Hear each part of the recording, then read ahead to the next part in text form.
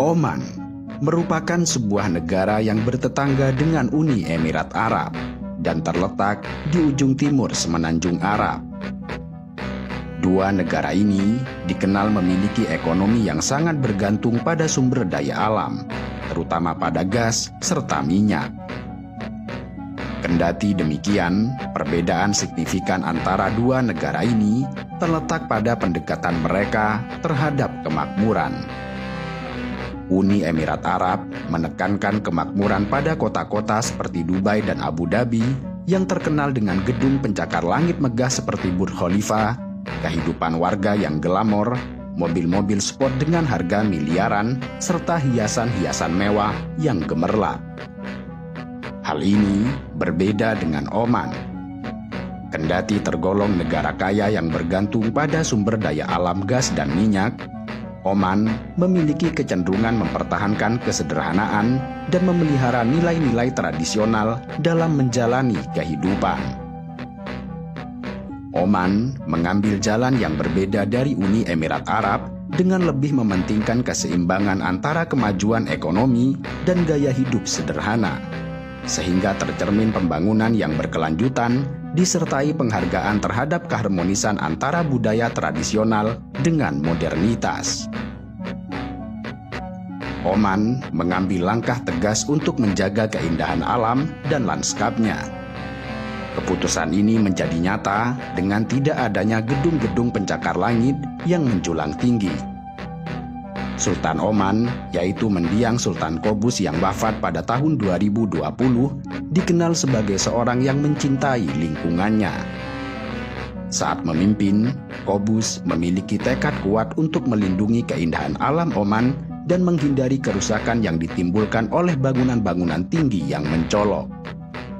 Bahkan, menurut Sultan, jika bangunan-bangunan tinggi dibangun, maka hanya dapat dinikmati oleh masyarakat kelas menengah ke atas, sehingga menimbulkan ketimpangan sosial dan ketimpangan ekonomi, terutama pada masyarakat kelas menengah dan ke bawah. Hasilnya, kebijakan resmi di Oman membatasi tinggi bangunan hingga maksimal 5 lantai. Oman ingin menampilkan bangunan Arab yang lebih sederhana, otentik dan alami yang berbeda dari banyak kota besar di negara-negara Timur Tengah, seperti Uni Emirat Arab, Kuwait, dan Arab Saudi, yang memiliki banyak bangunan tinggi pada kota-kota besarnya. Sebaliknya, Oman justru menampilkan keindahan alamnya yang sederhana, mulai dari kota perbukitan seperti Jabal Akhdar hingga wilayah Dhofar. Karena itu, menjadi wajar jika sebagian orang menyebut bahwa Oman adalah negara kaya yang sedang berpura-pura sebagai negara miskin. Padahal tentu saja, Oman sangat mampu untuk membangun arsitektur modern sebagaimana banyak ditemui di Arab Saudi, Emirat Arab, maupun Kuwait. Hal ini karena Oman merupakan negara kaya yang mampu memproduksi minyak sebesar 900.000 barel per harinya. Tetapi, pendapatan negara yang besar tersebut tidak digunakan oleh Oman untuk membangun gedung pencakar langit, melainkan untuk memberikan kesejahteraan kepada rakyatnya dan memakmurkan negaranya. Mendiang Sultan Qobus merupakan sosok pemimpin yang memiliki visi kuat untuk mengembangkan dan memakmurkan negaranya. Dia memanfaatkan pendapatan negara dengan bijaksana untuk membangun infrastruktur, termasuk rumah sakit, sekolah, universitas, dan perumahan bagi warga Oman. Salah satu bukti nyata terkait keseriusannya dalam meningkatkan kesejahteraan bagi rakyatnya adalah sangat jarang ditemukan tunawisma atau pengemis di negara Oman. Keluarga dengan ekonomi miskin sekalipun bahkan memiliki rumah sendiri dan alat transportasi berupa mobil. Orang-orang miskin di negara Oman juga memiliki akses terhadap sumber daya penghidupan seperti pertanian atau pekerjaan di sektor politik. Selain itu, pendidikan dan layanan kesehatan di negara ini tersedia secara gratis. Kemakmuran warga Oman dapat dilihat dari data yang disajikan oleh Pusat Statistik dan Informasi Nasional. Menurut laporan mereka, pendapatan rata-rata rumah tangga di Oman mengalami peningkatan yang signifikan. Pada periode antara tahun 2001 hingga 2011, pendapatan rata-rata rumah tangga naik sebesar 83,9%. Pada tahun 2001, pendapatan rata-rata rumah tangga sekitar $1.654 atau sekitar 25 juta rupiah per bulannya, meningkat menjadi sekitar $3.044 atau sekitar 46 juta rupiah per bulan pada tahun 2011. Tidak hanya itu, data juga menunjukkan bahwa kemajuan ekonomi Oman telah mencapai berbagai lapisan masyarakat. Bahkan 90% rumah tangga di Oman memiliki kendaraan roda 4 atau mobil. Kemakmuran negara Oman juga tercermin dalam nilai mata uangnya yang sangat kuat. $1 Amerika jika dikonversi menjadi rupiah, maka nilainya sekitar Rp15.000. Sementara itu, ketika 1 rial Oman dikonversi menjadi rupiah, maka nilainya mencapai sekitar Rp39.000. Perbandingan ini menunjukkan bahwa mata uang rial Oman lebih tinggi hampir 3 kali lipat dibandingkan mata uang dolar Amerika.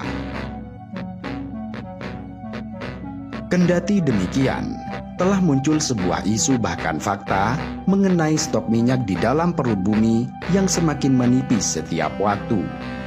Sehingga negara-negara yang sangat bergantung pada minyak seperti Kuwait, Iran, Uni Emirat Arab, Arab Saudi, dan bahkan Oman terus berusaha dalam menjaga stabilitas perekonomiannya. Beberapa negara Arab telah mencoba berbagai cara, termasuk mengadopsi unsur-unsur liberalisme dalam upaya untuk meningkatkan pertumbuhan ekonominya. Kendati demikian, Oman mengambil pendekatan yang berbeda, tidak sebagaimana negara Arab pada umumnya. Dalam mendukung kemakmuran ekonomi, sejak lama Oman tidak hanya mengandalkan minyak sebagai satu-satunya sumber pendapatan utamanya. Di bawah kepemimpinan Sultan Qaboos, Oman telah mengembangkan ekonomi alternatif yang kuat, termasuk perdagangan ikan, produksi kurma, sektor pertanian, dan industri pariwisata. Ini berarti bahwa selama masa pemerintahan Sultan Qaboos, Oman telah aktif berusaha untuk mengurangi ketergantungannya pada sektor minyak dan menciptakan alternatif ekonomi yang kuat, sehingga tidak hanya bergantung pada komoditas gas dan minyak yang harganya terus naik turun. Di samping juga, secara perlahan, stoknya kian menuju kepunahan. Qatar dikenal sebagai negara kaya raya dengan pendapatan yang melimpah dari industri minyak bumi yang luar biasa. Qatar juga terkenal ketika dipilih sebagai tuan rumah Piala Dunia FIFA tahun 2022, di mana Piala Dunia ini disebut-sebut sebagai turnamen sepak bola yang termahal di sepanjang sejarah Piala Dunia. Selain itu, Qatar secara resmi menyabet gelar sebagai negara terkaya nomor 1 di dunia berdasarkan pendapatan per kapita.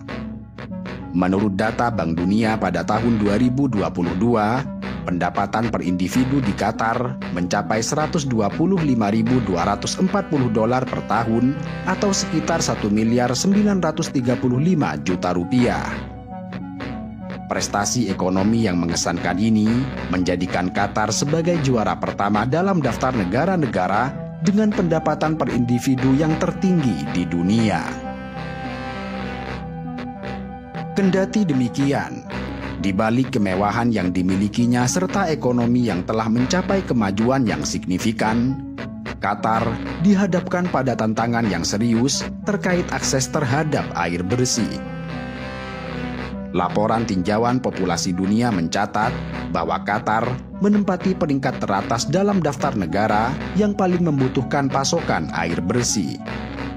Kurangnya sumber air alami dan iklim gurun yang panas, serta curah hujan yang rendah, menjadi hambatan utama bagi Qatar untuk memenuhi kebutuhan air bersih bagi penduduknya.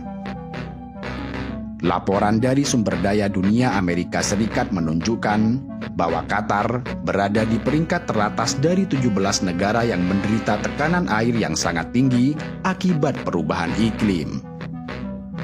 Faktor utama yang menyebabkan tekanan air yang tinggi di Qatar adalah iklim gurun yang panas yang menjadi ciri khas wilayahnya, di mana sebagian besar wilayah Qatar adalah gurun dan hanya 1,64% dari wilayahnya yang merupakan tanah subur. Kondisi ini diperparah oleh curah hujan yang rendah dan kenyataan bahwa Qatar tidak memiliki sungai permanen yang bisa menyediakan sumber air tawar.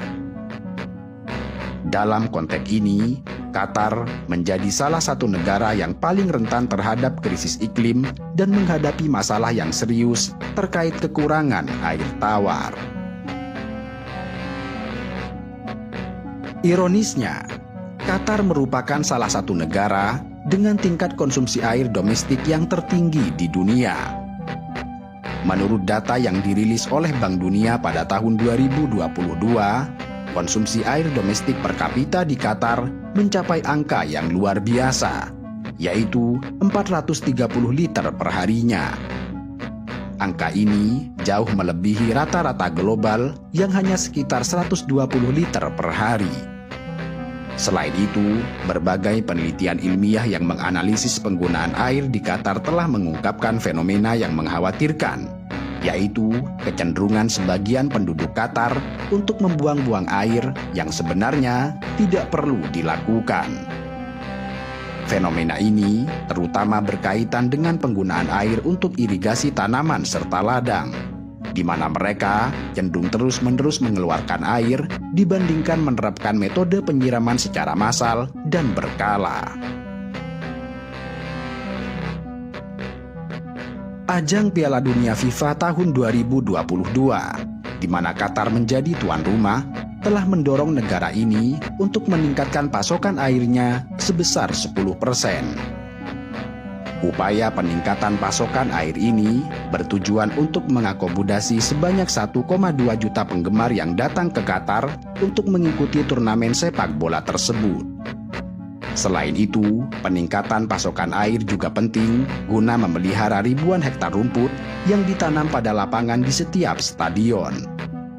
Setidaknya, Qatar memerlukan sekitar 10.000 liter air setiap harinya untuk mengairi setiap lapangan stadion. Di samping persiapan Piala Dunia, pertumbuhan ekonomi dan populasi yang pesat di Qatar telah menyebabkan peningkatan yang signifikan dalam kebutuhan akan air. Kebutuhan air untuk konsumsi rumah tangga, seperti minum, memasak, dan mandi, diperkirakan mencapai 150 juta meter kubik per tahunnya.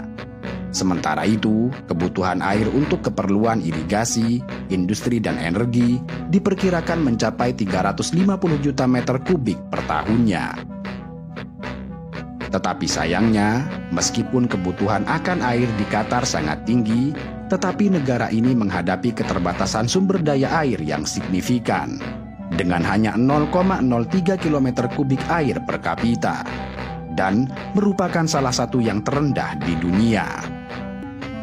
Karena itu, Qatar terpaksa mengimpor air dari negara-negara tetangga seperti Arab Saudi, Oman, Uni Emirat Arab, dan negara-negara Timur Tengah lainnya. Pada tahun 2017, Qatar menghadapi krisis air yang signifikan sebagai akibat dari embargo yang diberlakukan Arab Saudi, Uni Emirat Arab, Mesir, serta Bahrain. Embargo ini mengakibatkan Qatar kehilangan akses pada sumber air impornya yang merupakan salah satu sumber utama pasokan air negara ini. Embargo tersebut dipicu oleh serangkaian perselisihan politik antara Qatar dan negara-negara tetangganya tersebut. Arab Saudi dan Uni Emirat Arab menuduh Qatar mendukung terorisme dan mengacaukan stabilitas regional. Sementara itu, Qatar membantah tuduhan tersebut dan mengklaim bahwa embargo tersebut merupakan pelanggaran terhadap kedaulatannya. Namun, setelah beberapa tahun, embargo tersebut akhirnya dicabut pada tahun 2021. Dan Qatar kembali menerima pasokan air impor dari negara-negara tetangganya. Kendati demikian, Qatar tetap berkomitmen untuk mengurangi ketergantungannya pada impor air. Karena itu, negara ini mengembangkan 3 sumber utama yang menjadi tulang punggung pasokan air, yaitu desalinasi, air tanah, dan pengolahan limbah air. Proses desalinasi, yang berarti menghilangkan garam dari air laut untuk menghasilkan air bersih, merupakan metode utama yang digunakan oleh Qatar, di mana negara ini memiliki lebih dari 20 pabrik desalinasi yang berperan penting dalam memenuhi sekitar 70% dari total kebutuhan airnya. Kendati demikian, desalinasi adalah proses yang sangat mahal, baik dalam hal biaya maupun konsumsi energi. Tetapi beruntungnya, Qatar memiliki sumber daya finansial yang melimpah untuk menangani biaya yang sangat tinggi tersebut. Kemudian air tanah, meskipun jumlahnya terbatas, juga memiliki peran penting dalam memenuhi kebutuhan air. Negara ini telah mengambil langkah-langkah strategis untuk mengembangkan sumber daya air tanah, termasuk pembangunan sumur bor dan upaya melindungi akuifer. Selain itu, Qatar juga mengintegrasikan penggunaan limbah cair yang telah diolah. Proses ini berarti memurnikan limbah cair bekas agar dapat digunakan untuk keperluan non-konsumsi, seperti irigasi pertanian dan kebutuhan industri pabrik. Kendati Qatar memiliki kebutuhan air yang cukup tinggi dan menghadapi tantangan yang serius dalam hal pasokan air tawar, negara ini sangat terbantu dengan keberadaan minyak bumi yang telah memberikan sumber daya finansial yang sangat besar. Cadangan minyak Qatar diperkirakan mencapai 25.244 miliar barel pada tahun 2023, di mana cadangan minyak sebesar ini diperkirakan bisa bertahan selama sekitar 100 tahun lagi. Abu Dhabi adalah kota yang terdiri dari daratan serta lebih dari 200 pulau, dengan luas total sekitar 67.340 km persegi yang menjadikannya sebagai emirat terbesar di Uni Emirat Arab dalam hal luas daratan. Abu Dhabi terletak di depan Teluk Persia di utara sejauh 450 km. Pesisir terpencil ini memiliki banyak wilayah rawa asin dan banyak pulau lepas pantai. Abu Dhabi berbatasan dengan Qatar di bagian barat, Arab Saudi di selatan, dan Oman di bagian timur. Temuan arkeologis menunjukkan adanya sejarah panjang pemukiman manusia di wilayah ini. Terdapat bukti yang menunjukkan bahwa manusia telah tinggal di Abu Dhabi selama lebih dari 100.000 tahun. Diperkirakan pada tahun 1761, suku Bani Yas menemukan air minum di sebuah pulau terpencil saat memancing dan menyelam mencari mutiara, di mana kemudian tempat tersebut dikenal sebagai Abu Dhabi, yang berarti bapak rusa dalam bahasa Arab. Cerita rakyat mengatakan bahwa Abu Dhabi didirikan ketika seekor rusa memimpin suku pengembara menuju air tawar di sebuah pulau yang hanya memiliki 300 gubuk daun palem, beberapa bangunan karang, serta benteng penguasa. Keluarga penguasa Al Nahyan merupakan keturunan suku Bani Yas. Pada awalnya, mereka tinggal di Oasis Liwa dan menetap di Abu Dhabi pada tahun 1793. Kawasan ini telah mengalami perubahan selama berabad-abad dalam hal industri dan pengaruh, dan dalam beberapa tahun terakhir, minyak dan gas membawa kemakmuran. Pada tahun 1958, penemuan minyak pertama ditemukan di bawah lapisan mutiara tua di Teluk. 4 tahun kemudian, mendiang Syekh Zayed bin Sultan Al Nahyan diangkat menjadi penguasa Abu Dhabi dan menjadi pendorong terbentuknya Uni Emirat Arab pada tahun 1971. Abu Dhabi dijadikan ibu kota sementara Uni Emirat Arab selama 5 tahun. Kemudian statusnya diperpanjang beberapa kali hingga dijadikan ibu kota negara permanen pada awal tahun 1990-an. Abu Dhabi merupakan kota yang kaya raya.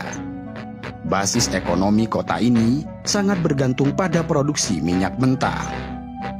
Minyak bumi ditemukan pada tahun 1958 di ladang kapal selam yang terletak di lepas pantai pada kedalaman hampir 2.750 meter. Minyak ini dipompa melalui pipa bawah laut ke Pulau Das yang terpencil, sekitar 32 km di sisi barat, tempat terminal kapal tanker lepas pantai utama Emirat dibangun dengan landasan udara, pabrik pencairan gas, serta fasilitas tambahan.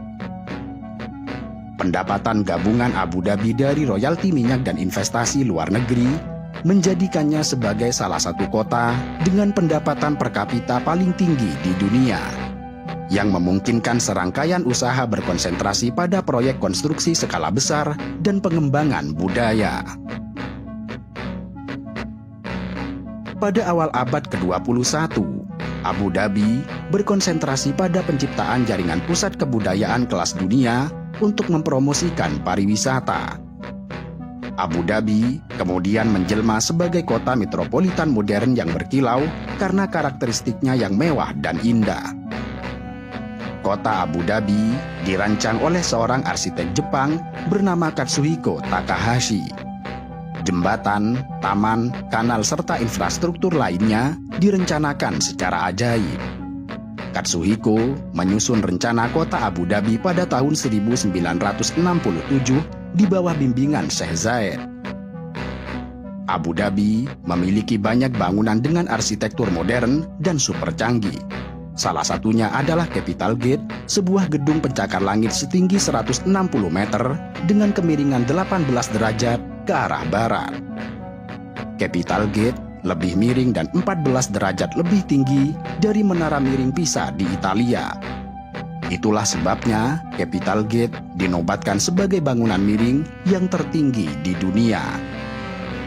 Selain itu, Abu Dhabi juga memiliki masjid terbesar ketiga di dunia setelah masjid di Mekah dan Madinah, bernama Masjid Agung Syekh Zayed. Masjid ini dibangun atas perintah Presiden pertama Uni Emirat Arab, yaitu Syekh Zayed bin Sultan Al Nahyan, sebagai tanda terima kasih kepada Tuhan dan sebagai warisan bagi generasi masa depan. Bangunan masjid ini dimulai pada tahun 1996 dan selesai pada tahun 2007 dengan biaya sekitar 2 miliar dolar Amerika. Desain masjid ini merupakan desain yang modern, yang memadukan antara gaya arsitektur Timur Tengah, Afrika Utara, dan Spanyol. Fasad utamanya terdiri dari 82 kubah putih yang dipasang di atas 4 tiang raksasa. Di bagian depan masjid terdapat kolam air dengan cermin air yang menampilkan gambaran masjid yang sangat indah. Selain itu, juga terdapat karpet terbesar di dunia serta 7 lampu gantung yang luar biasa. Karpet ini terbentang seluas sekitar 60.570 kaki persegi dengan berat mencapai 35 ton. Selain itu, yang terbaru, Abu Dhabi juga merancang kota Masdar sebagai kota ramah lingkungan berkelanjutan yang akan menjadi kota tanpa karbon, tanpa limbah, serta bebas mobil pertama di dunia.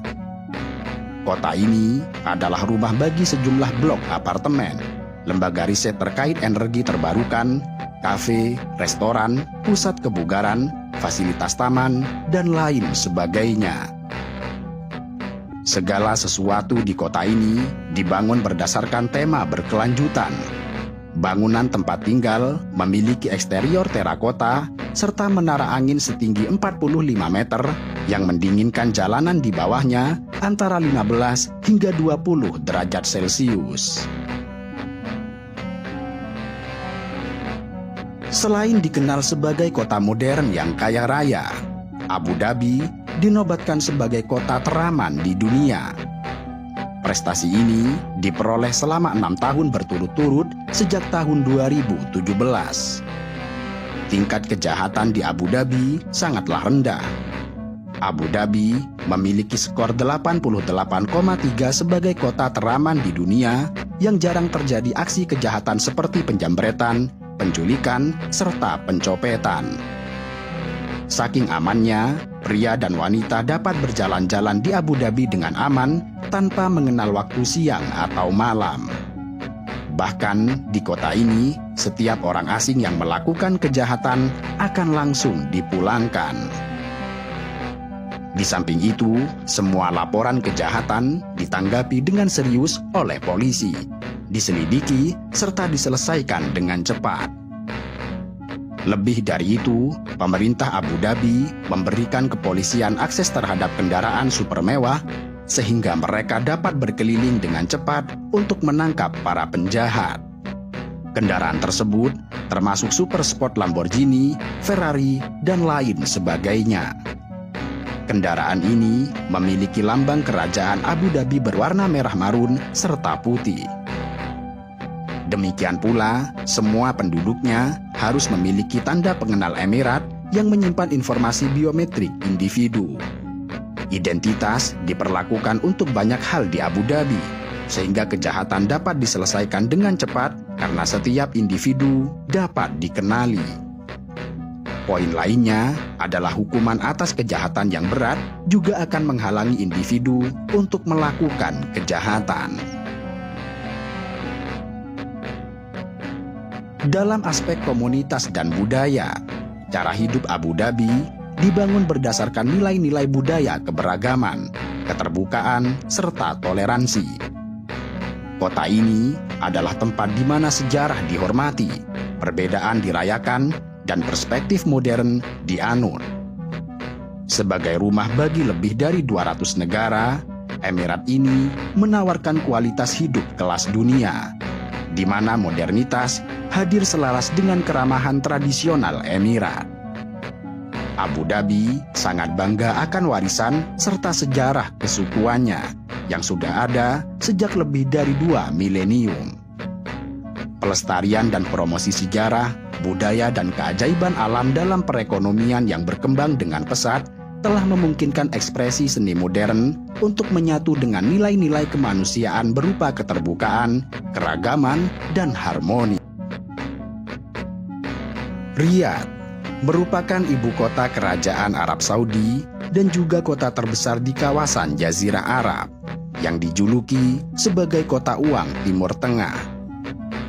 Julukan ini diberikan karena Riyadh adalah pusat keuangan paling penting di kawasan Timur Tengah. Kota ini adalah pusat keuangan yang menampung beragam bank besar, lembaga investasi dan perusahaan asuransi yang memainkan peran kunci dalam aktivitas keuangan regional. Riyadh menjadi tuan rumah kantor pusat banyak bank serta perusahaan besar, seperti Saudi National Bank, Ar-Rajhi Bank, Sabiq, Al-Marai, dan lain sebagainya. Riyadh juga menjadi pusat bisnis serta perdagangan yang vital, di mana banyak perusahaan multinasional beroperasi di kota ini, yang kemudian menghasilkan investasi yang signifikan dalam mendukung aktivitas ekonomi yang kuat. Kota ini didukung dengan infrastruktur modern dan berkembang, dengan pusat perbelanjaan, hotel, pusat konvensi, dan fasilitas bisnis lainnya yang mendukung pertumbuhan ekonomi serta perdagangan. Di samping menjadi pusat keuangan serta bisnis, Riyadh juga merupakan pusat politik di Arab Saudi. Sebagai ibu kota, Riyadh adalah tempat dari beberapa kementerian utama serta lembaga-lembaga pemerintahan yang mengatur kebijakan-kebijakan penting di negara ini. Dewan Menteri, Raja, dan Dewan Kehakiman tertinggi semuanya berlokasi di kota ini. Selain keempat badan yang membentuk inti sistem hukum Arab Saudi, kantor pusat badan pemerintahan besar dan kecil lainnya juga berlokasi di kota Riyadh. Kota ini menampung 114 kedutaan asing yang sebagian besar berlokasi di kawasan diplomatik di bagian barat kota. Maka, dengan kombinasi dari berbagai faktor ini, Riyadh telah menjadi pusat penting dalam hal keuangan, bisnis dan politik di Timur Tengah, yang kemudian membuatnya mendapat julukan sebagai kota uang. Riyadh memiliki lokasi yang strategis di jantung Semenanjung Arab, menjadikannya pusat penting bagi perdagangan dan pariwisata. Seiring dengan pertumbuhan kota ini, semakin jelas bahwa Riyadh bukan sekedar kota, tetapi juga merupakan pusat peluang, perekonomian, serta sumber daya manusia global. Lokasi Riyadh merupakan salah satu aset yang sangat penting. Terletak di wilayah tengah Jazirah Arab, Riyadh tidak hanya menjadi pintu gerbang bagi kerajaan Arab Saudi, namun juga merupakan persimpangan utama yang menghubungkan timur dengan barat. Dengan demikian, Riyadh menjadi pusat perdagangan global yang sangat penting, dengan lokasi yang memungkinkan akses mudah ke bandara serta pelabuhan utama. Riyadh terletak di tengah Gurun Nafud, di bagian timur dataran tinggi Najd yang menjadi jantung bagi Arab Saudi, baik secara historis, geografis, dan politik. Hampir 100 tahun lalu, kota ini hanya sebuah desa yang terdiri dari gubuk-gubuk lumpur yang mengitari benteng gurun. Tetapi hari ini, kota Riyadh telah berubah menjadi kota modern dengan penduduk mencapai 7,54 juta jiwa pada tahun 2022 dan mengubah lautan pasir di sekitarnya dengan skema perumahan baru dan pembangunan ekonomi. Dengan penduduk mencapai 7 juta jiwa, Riyadh adalah kota terpadat di Arab Saudi, terpadat ketiga di Timur Tengah, dan terpadat ke-38 di kawasan Asia. Riyadh merupakan rumah bagi seperenam populasi negaranya, Kerajaan Arab Saudi. Menurut para ahli, sekitar 40% populasinya adalah warga non-Saudi, sementara warga Saudi mencakup sekitar 60% dari total populasi. Dua kelompok non-Saudi terbesar yang tinggal di kota Riyadh adalah warga Pakistan sebesar 12,4%, kemudian India sebesar 13,7%. Dengan demikian, Riyadh adalah rumah bagi populasi yang beragam, dengan orang-orang dari berbagai negara dan budaya yang hidup dan bekerja sama. Keragaman budaya ini berkontribusi terhadap semaraknya suasana kota dan mendorong berkembangnya berbagai acara seni dan budaya. Penduduk kota Riyadh memiliki akses ke pusat perbelanjaan mewah serta butik-butik desainer yang terkenal. Mereka sering berbelanja barang-barang dari merek internasional terkemuka seperti Chanel, Gucci, Louis Vuitton, dan lain sebagainya. Banyak penduduk Riyadh yang memiliki kendaraan mewah, termasuk mobil-mobil supercar seperti Lamborghini, Ferrari, dan lain-lain yang menghiasi jalanan kota. Kekayaan penduduk kota Riyadh tercermin dalam rumah-rumah megah mereka, istana, serta properti mewah lainnya. Banyak dari mereka yang tinggal di komplek perumahan elit yang dilengkapi dengan fasilitas mewah seperti kolam renang pribadi, lapangan tenis, bioskop pribadi, serta ruang hiburan. Kendati demikian, tidak semua penduduk Riyadh memiliki gaya hidup seperti ini. Meskipun terdapat segmen masyarakat yang sangat kaya dan hidup dalam kemewahan, tetapi ada juga penduduk yang tinggal dalam kondisi ekonomi yang cukup memprihatinkan. Kekayaan dan gaya hidup hedonis hanyalah sebagian kecil dari gambaran kehidupan di kota Riyadh yang memiliki keragaman sosial dan ekonomi yang luas. Riyadh memiliki sejarah yang cukup panjang sebelum pada akhirnya dikenal sebagai kota modern seperti saat ini. Pada masa pra-Islam, kota Riyadh modern disebut dengan Hajar, yang didirikan oleh suku Banu Hanifah pada awal abad ketiga Masehi. Kala itu, Hajar merupakan ibu kota provinsi Yamama, yang gubernurnya bertanggung jawab atas sebagian besar Arabia Tengah dan Timur selama era Umayyah dan Abbasiyah. Al-Yamamah memisahkan diri dari Abbasiyah pada tahun 866 dan wilayah tersebut jatuh di bawah kekuasaan Ukhaidirid yang kemudian memindahkan ibu kota dari Hajar ke dekat Al-Kharaj. Referensi paling awal yang diketahui tentang wilayah tersebut dengan nama Riyadh berasal dari penulis sejarah abad ke-17 yang melaporkan sebuah peristiwa pada tahun 1590.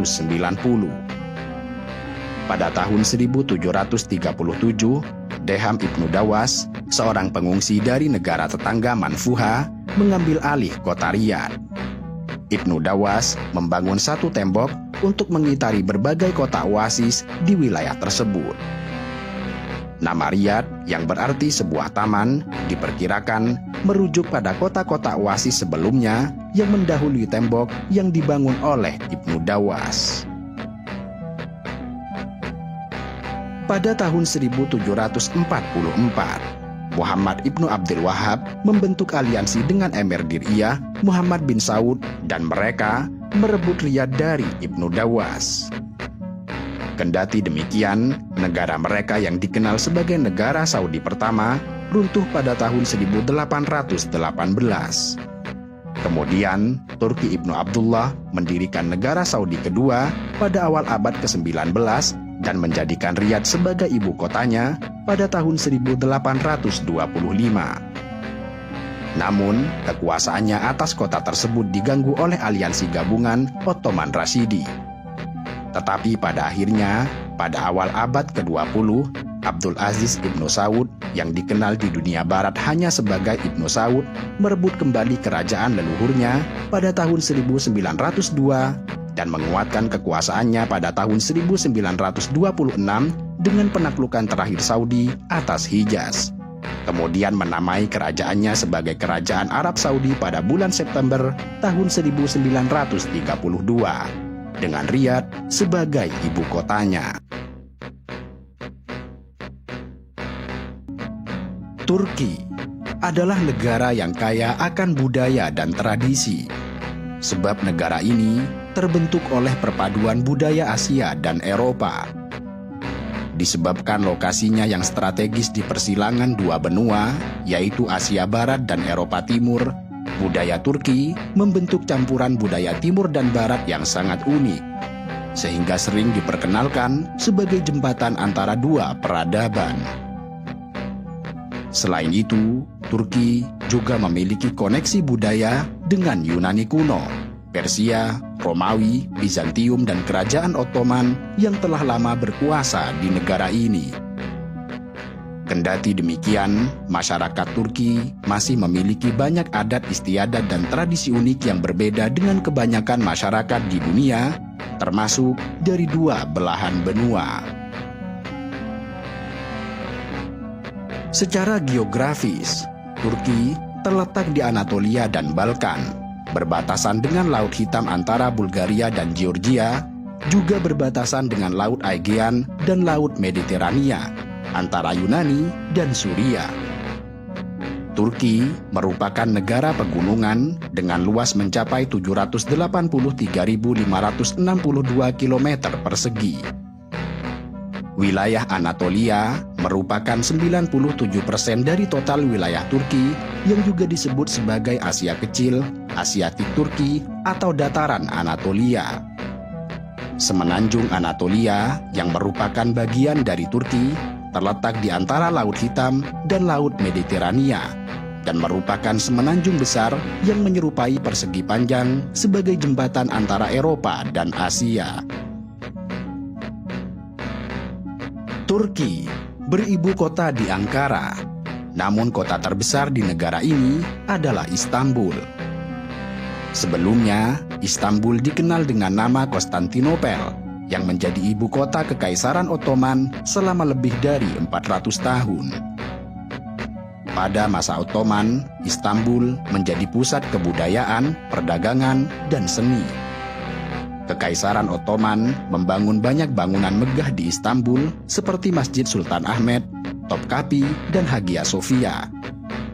Selain itu, Istanbul juga menjadi pusat perdagangan yang sangat penting terutama dalam perdagangan sutra serta rempah-rempah. Kendati saat ini Turki adalah negara republik konstitusional, tetapi telah berangsur-angsur bergabung dengan Barat, sementara pada saat yang sama menjalin hubungan dengan dunia timur. Mayoritas penduduk Turki adalah Muslim. Kendati demikian, di Turki, agama adalah urusan pribadi seperti di negara-negara Eropa pada umumnya, sehingga dikatakan Turki adalah satu-satunya negara Islam yang sekuler di dunia. Turki menjadi rumah bagi 3 agama samawi, yaitu Islam, Yudaisme, dan Kristen selama berabad-abad. Turki adalah negara dengan sejarah yang kaya serta budaya yang beragam. Terdapat banyak budaya dan tradisi unik di negara ini, seperti tarian sufi, minum teh, dan minum kopi. Selain itu, Turki juga terkenal dengan kebabnya yang lezat dengan beragam jenisnya. Kebab ini tidak hanya terbuat dari daging kambing, tetapi juga dari daging domba, sapi, atau ayam. Turki banyak terpengaruh oleh negara di sekitarnya, seperti Turki bagian Eropa yang sangat kental dengan budaya Eropa. Banyak tradisi Eropa yang dijalankan di Turki, yang letaknya juga berdekatan dengan Yunani, sehingga membuat nuansa Yunani terlihat jelas di Turki bagian Eropa. Turki bagian Asia pun juga demikian.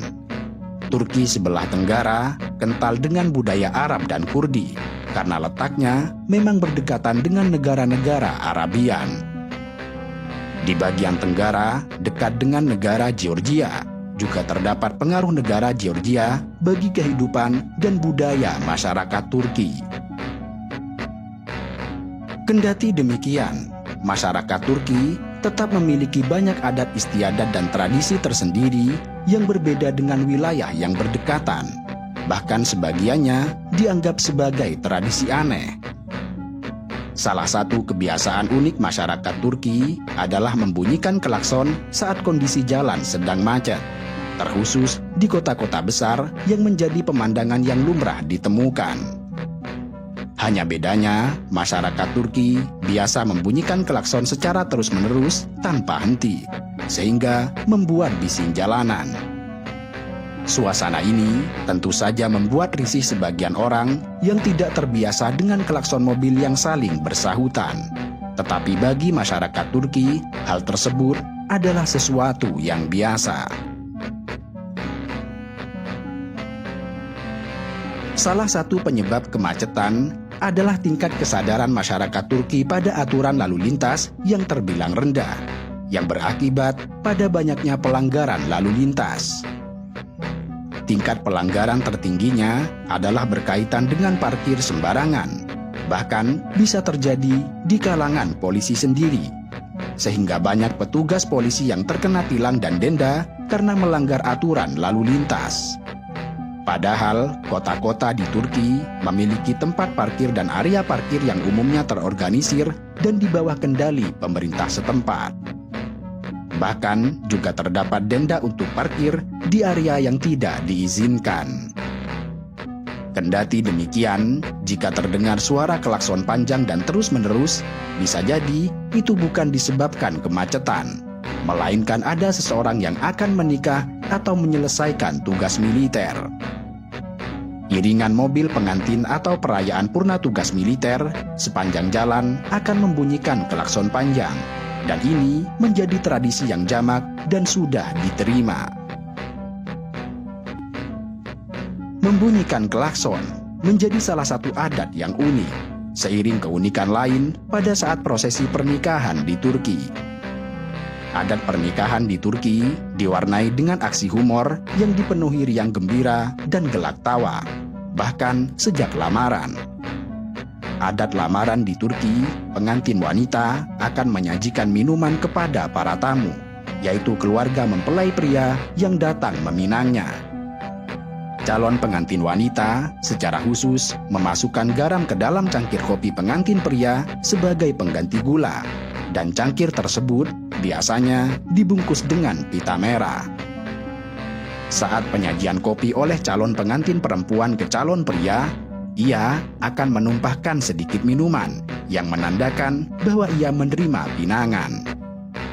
Sementara itu, calon pengantin pria harus meminum seluruh kopi yang disuguhkan tanpa menunjukkan rasa tidak nyaman atau terkejut, sebagai bukti bahwa dia akan menerima pengantin wanita untuk masa depan keluarganya. Dengan penerimaan masing-masing mempelai, akad dan pesta pernikahan pun digelar. Pernikahan di Turki juga memiliki tradisi unik yang luar biasa, termasuk pengantin wanita yang menuliskan nama teman-temannya yang belum menikah di sol sepatu suaminya. Gadis yang namanya pertama kali terhapus dari sepatu pengantin pria dianggap sebagai wanita yang beruntung, karena dia akan menjadi gadis pertama yang bakal menikah setelah temannya menurut kepercayaan